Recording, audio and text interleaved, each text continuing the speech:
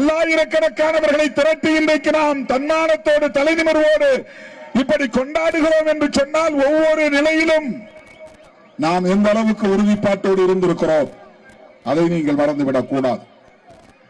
சில மாதங்களுக்கு முன்னால் எவ்வளவு பெரிய நெருக்கடி, எல்லாவற்றையும் வெளிப்படையாக பேச முடியாது.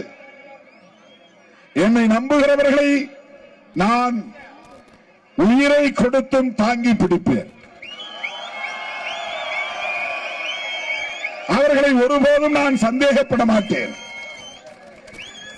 சூது சூழ்ச்சி வஞ்சகம் என்னை சுற்றி சூழ்ந்தாலும் கூட என்னோடு இருப்பவர்கள் எனக்கு எதிராக இந்த வஞ்சகத்தை செய்கிறார்கள் என்று சுட்டிக்காட்டினாலும் கூட எனக்கு இயல்பாக இருக்கிற ஒரு குணம், நான் நம்பிவிட்டால் அதில் அப்படியே நிற்பேன், அவ்வளவுதான்.